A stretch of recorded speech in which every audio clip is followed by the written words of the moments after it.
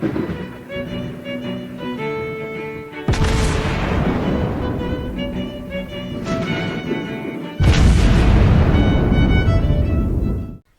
everyone, and welcome back to World of Warships Blitz with Terry. It's a bit of a destroyer week this week. We had the Orkan already on Monday. So I figured we'll do another one that I've been wanting to do for a very, very long time. And this is HMS Icarus, the British Tier 6 tech tree destroyer. Now, this used to be quite a bit ago. Like maybe I played the British line sort of when it came out, and it was extremely powerful. I've had the craziest games in this thing. Not so much anymore today, because people have now learned that British destroyers can fire single-line torpedoes, and I don't get like 50 torpedo hits per game anymore. So, because battleships just didn't know that they can't, that they need to deal with these.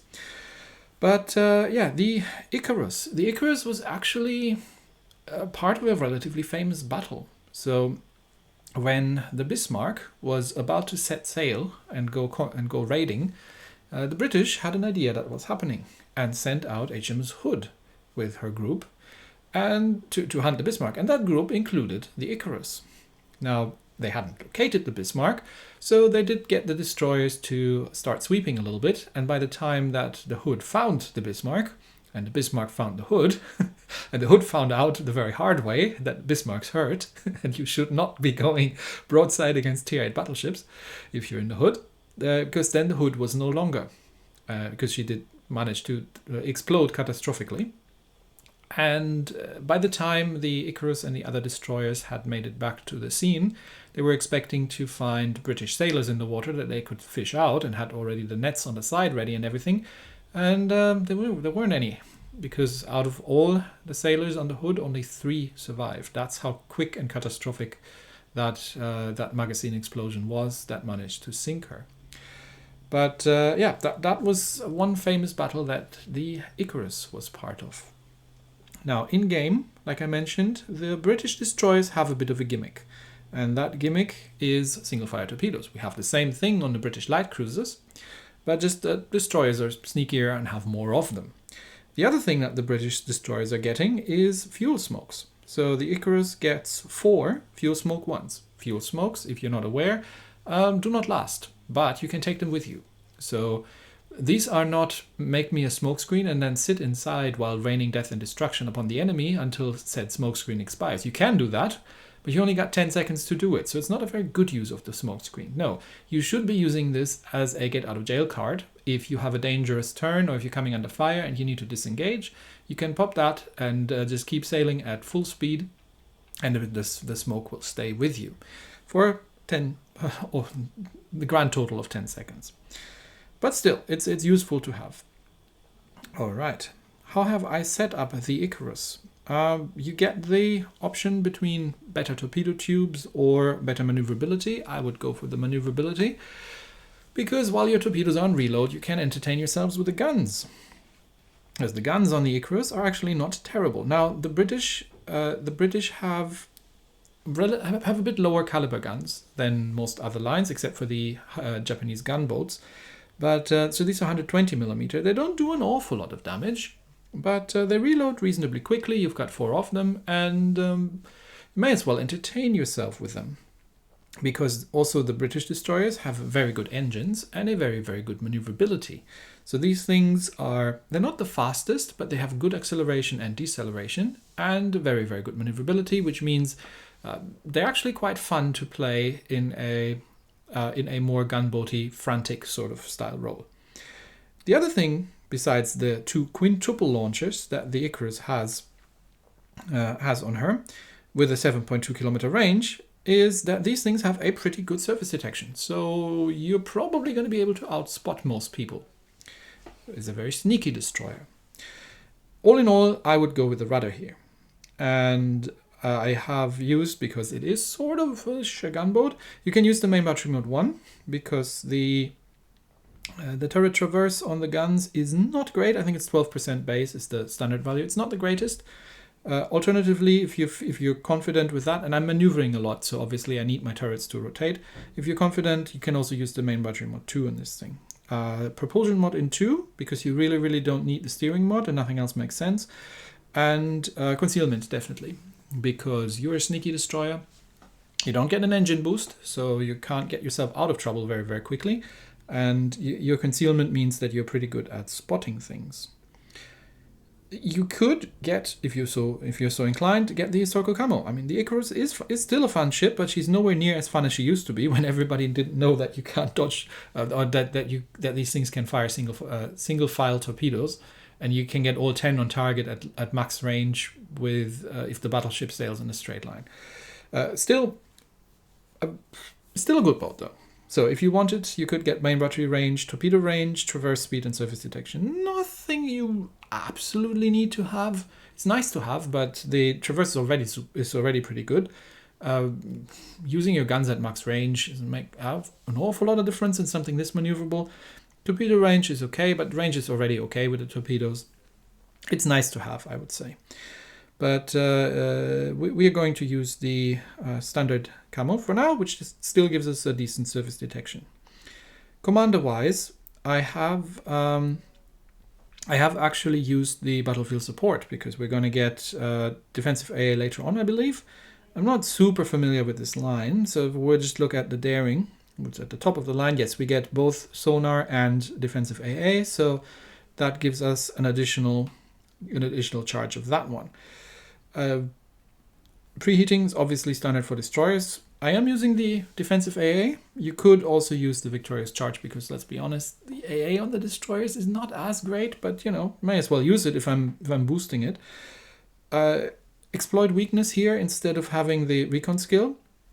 Kind of a mixed bag. I think both would be valid in terms of using here. But it's only tier 6, so that's how we're going to be starting out.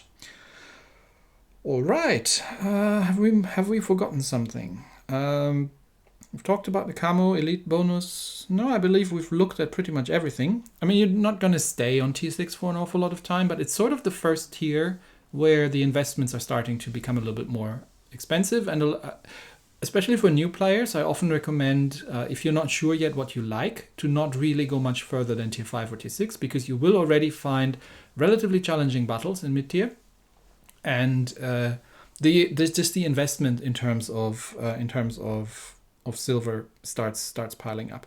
So for example, I don't know if we were we have that thing already. So if we were to sell it, sell the Jervis, and if we were to repurchase said Jervis, why am I in a German tech tree now suddenly? If we were to repurchase said Jervis, that's 1.7 million silver, which isn't really an issue for players who have been playing for a while or playing very frequently, but for new players can be a bit of a daunting amount of money because you still have to also kit these things out. So you're talking about a couple million silver in a grand total, which can be a little bit, don't really know if I should invest in this or not. So if you're a new player and you're not yet sure if you like this, and you don't really want to push to tier 7, 8, 9, and 10 yet, then it can often be more rewarding, I would say, to try something else. But we're getting off track here. So let's get back. What the hell are we looking at? Let's get back to the Icarus and see her in action. Our first battle takes care on Aurora. And we're bottom tier. It's a tier 7 game. Scharnhorst, New Mexico, Flint, Brooklyn, Nuremberg, Galissonière, and Fushun. That is a lot of cruises, and that does not make me very happy. At least there's no carrier in it. That's kind of the only saving grace here. All right, then. Yeah, given that there's no carrier, and I am the only destroyer on the block here, on our team, I can go and scout. Well, I have to go to scout because no one else is going to do it. And I do have an awful lot of cruisers on our side as well. So we do have some backup here in case we run into the Fushun. The Fushun obviously the Fushun's probably not particularly happy because there are only 2 battleships on our team. And while the Fushun has deep water torpedoes that can hit cruisers, light cruisers, especially at mid-tier, tend to be a little difficult to hit at longer ranges. And you don't necessarily want to be spotted by one of those things. Anyway, I'm going to go scout because I'm literally outspotting everything. I'm not 100% sure I'm outspotting the Fushun, but everything else I'm outspotting. So, and I do have the fuel smoke in case I need to do a quick getaway. because these things are not the fastest destroyers in the world. Even with preheating and everything, she only does barely 37 knots. My shores is faster than that, eventually. But let's see if we can spot somebody. And then there's a suspicious absence of enemy team. I mean, there's that one cruiser or battleship that keeps firing. But other than that, we haven't spotted an awful lot. So now we start seeing some people. There's the Nürnberg, there's the Scharnhorst, there's the Flint. Yeah, I don't want to get spotted. Not with these guys around. So let's see if we can do something about the Scharnhorst. We might be able to get, and there's the Galicionaire. Yeah, I don't want to be spotted here. So I'm going to turn around, and there's also Brooklyn, and drop my torpedoes through that gap there. Just in case the Scharnhorst is coming through it, but I think he's slowing down, which is unfortunate. I was really hoping he would sail in a straight line forward. But we have also spotted the Fushun over there. I still don't want to really shoot anybody, not unless I know that I'm somewhat safe here. I'm just contenting myself with racking up the spotting score and keeping the enemy team spotted so that my team has something to shoot at. But I can't do that forever. There's also the New Mexico. Maybe we can get some torpedoes onto that guy. Okay, I'm spotted. That is the Fushun, because he was reversing, I believe. So now, since we're spotted, we might as well start using the guns then. But I am sailing away from all the nasty cruisers. And the New Mexico isn't even looking my way, so I'm just waiting for my torpedoes to come off to come off cooldown. One fire. Yep, Damacon. Flint is already relatively low. I am now starting to take fire, so I'm immediately using the fuel smoke. And that will allow me to just disengage relatively safely here. And I am dropping the torpedoes in a single line because the New Mexico isn't even looking. And I think he's lagging a bit because there was one instance where the torpedo indicator was suddenly reverting. But I think that generally, with people who know what they're doing, don't do this. So you can only do this against a target that is blissfully unaware that you're actually even existing, or is otherwise occupied. Anyway, New Mexico's dead. Let's see if we can spot that Fushun again, because I've got two cruisers here who've got nothing to shoot at. There he is. Hello. So that answers the question of, yes, I can outspot the Fushun. Armor piercing it is. Now, generally, I wouldn't want to get into a gun duel with a Fushun, but I have something the Fushun doesn't. I have cruiser backup. And under those circumstances, I'm more than happy because the Fushun can't torpedo me. Now, he is smoking up. Can't torpedo me because he's got deep water torpedoes. So he's smoking up. I can smoke that. I can smoke up too. So I'm using the fuel smoke. I've got my torpedoes now on widespread because I want to fan this gap here, because he's going to be in this gap somewhere. So we'll just fan the smoke and this gap. I don't need to rely on my torpedoes to kill that Fushun because I have cruisers and I'm not afraid to use them. We're fanning this. The Fushun is not in his smoke anymore because he's not stupid. So Fushun has run off, but he couldn't have gone far, and I should be able to respot him relatively quickly. There he is. Hello. So I think he's going to take that one torpedo. Oh, is he? Yeah, he's taken the one torpedo. Torpedoes are laggy a little bit these days again, and hopefully that'll get fixed. But yeah, he's on low hit points now, and he's not going to survive an awful lot longer. I do have cruisers behind me, and even I can gun this guy down at this point.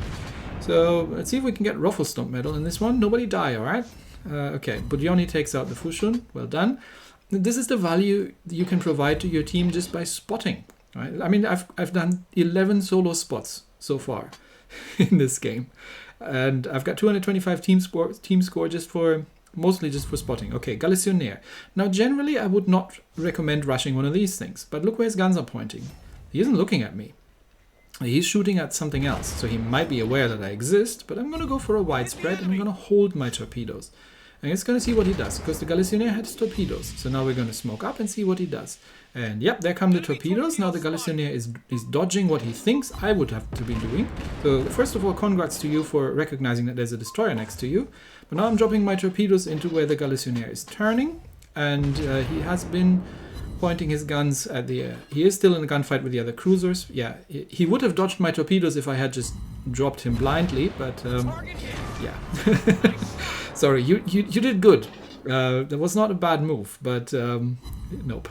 So I think if nobody manages to die, we can still rack up some team score from the capture assist, but and maybe kill one of those battleships over there. What is that? Oh, that's the Scharnhorst I've been trying to sink earlier with torpedoes, or to hurt at least.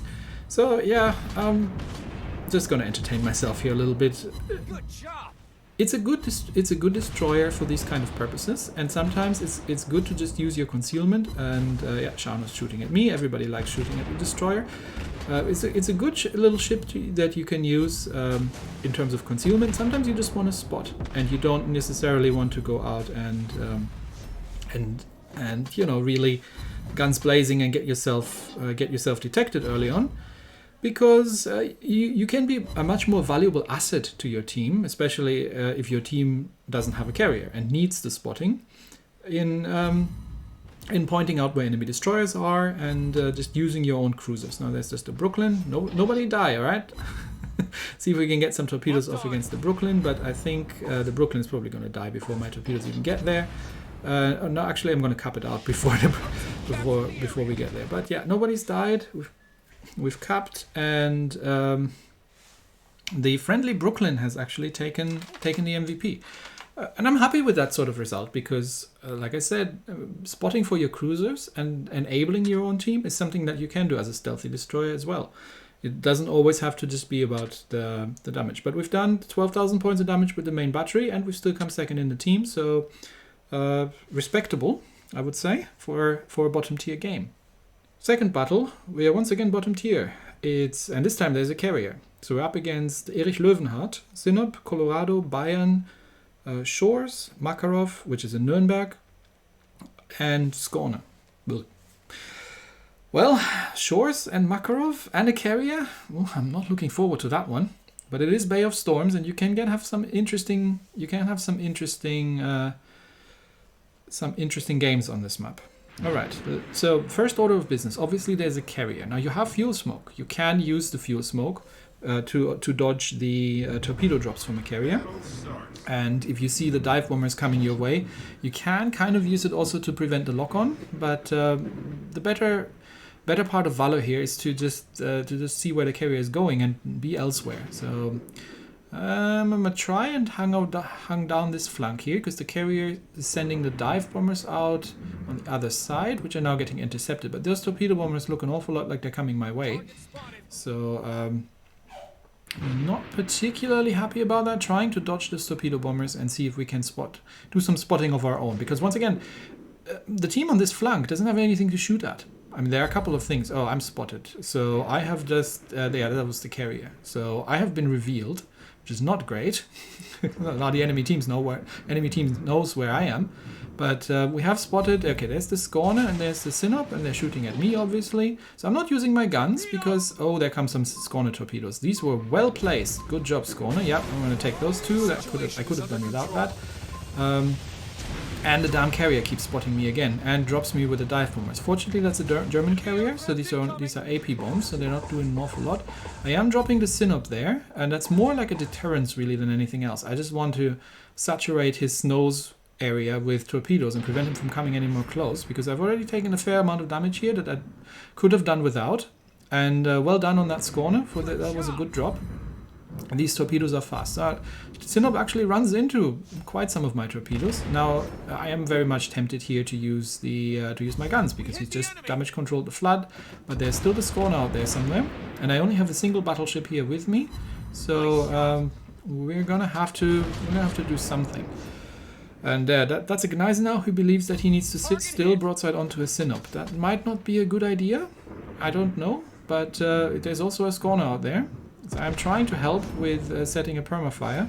Oh yeah, Gneisenau, you're not going to get these torpedoes on target. That Sinop is sailing away from you. You only have 5.4 kilometer range. But at least he's moving now, so that's something. And there come the Skåne torpedoes again. Dang, that thing has well-aimed torpedoes. But this time it's not catching me, but does catch the Gneisenau, and it looks like the Gneisenau is taking a beating here from the Sinop and that permaflood that's going on. So yeah, well done, that Skåne. We're going to see more of him later on. But I would really like to go undetected and do something here. Okay, I'm going to use my fuel smoke to just get around and not run into the next drop of that Skåne, because he's got a pretty good aim. But I'm going to drop a bunch of torpedoes down that gap there and see if I can hit that Bayern. Alright, so nice little spread out, and then we're going to return. At least I now have cruiser backup, so that's much appreciated. But there comes that dreadful carrier again. So there come the dive bombers.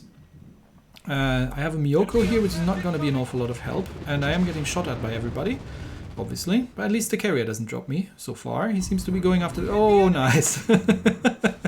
6 torpedoes. Oh, no, make that 7. Oh, make that 10. Yeah, that Bayern ran into all of them, didn't he? Okay, so I am still spotted because the darn carrier keeps coming around here and is trying to finish off the Gneiser now, which is a good thing to do. There comes the Scorner, and once again a really nice drop, but I think Miyoko has seen that one coming and has only taken like 1 or 2 of them. But Miyoko, what are you doing? You know that there's a Bayern. I've just torpedoed that Bayern. He's right behind it.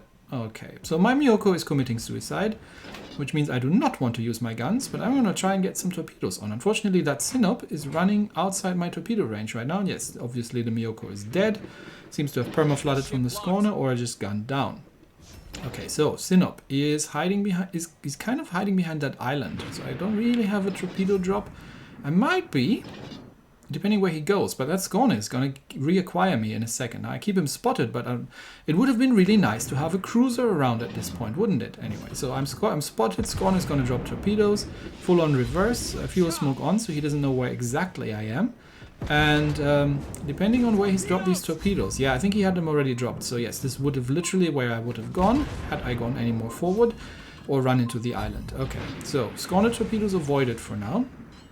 But I'm completely alone at this flank now. The rest of my team's just buggered off or died. And there's that Sinop behind the island. So we need to turn around, get out of here while I'm still being under fire from the Scorner. And oh, there come the shots from the Sinop. Oh, and he takes my torpedo tube out. I could have done without that. And the carrier drops me. Did the carrier drop me again? I think the carrier dropped me again as well.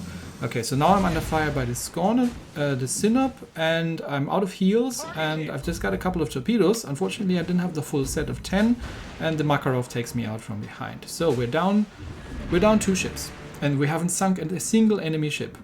Okay, we've sunk 1 enemy ship. That was the Colorado. So, we're 1 kill behind. Well, let's, with a minute 50 left, let's see what the team is making of that. I've done what I could here to hold its flank, but it's just been too much, and constantly being air spotted wasn't helping particularly either. And that Scorner with the lucky shot taking out my torpedo tube was not a great thing either. Anyway, we've still got a Gallant, and our Colorado takes out the enemy shores. Okay, we're even on kills, and we're 2 points behind, because we've killed more valuable targets. Gallant, you know there's a Scorner out there, right?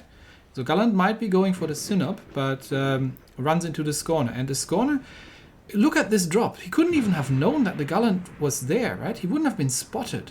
But that drop just took out the Gallant. Well done, that Scorner. Man, nice drops. I gotta give you that. But there's a Makarov. These Gallant torpedoes are going to miss the Scorner. They might hit the Sinop. Now, we are behind on points. We need to kill something. We are behind on kills, behind on points. There's still 50 seconds. The team is pushing around. Helena, Gneisenau, and that Colorado has nothing to shoot at. The carrier is doing the right thing and is trying to kill the Makarov, but the Makarov obviously isn't having any of it. Now, the carrier has a Scorner problem and a Sinop problem, but the Helena is after the Makarov, and the Helena has the rate of fire to take that thing out. So if they can kill the Makarov, and if our carrier can survive, then we win. So if they can take down, they've got 20 seconds to do it. The Ryujo is in reverse, bow in towards the Scorner. Scorner isn't going to have enough time to sink that thing. He doesn't have the Alpha Strike. If Sinop doesn't take out the Ryujo, then we win. Because they just took down the Makarov. It's 9 seconds. Scorner does not have enough time to kill the Ryujo. And Ryujo is doing the right thing, going nose in towards the enemy, taking a battleship salvo from the left. And that was the Sinop and the Scorner torpedoes. And just before the Scorner was able to take him out, the battle takes over and we win on points. I couldn't have made this any closer if I had tried. My gosh. The unsung heroes, that Scorner, well played. Let's see where he came. Actually, hasn't done all that much damage, but has done important things. The Ryujo on our team for not dying there in the last minutes. Well played. Well played, honestly. that saved the game. If he had died, or she, I don't know. If they had died, that would have been game. Anyway, I got distracted again. The Icarus. It's still a fun ship. It's still a really nice, fun little tier 6 destroyer. And occasionally you get somebody who doesn't pay attention, and you've got a lot of torpedoes, you can single fire them, you've got the fuel smokes. Fun ship that. Anyway, that's it for me today. Thanks everybody, and I'll see you next time. Bye bye.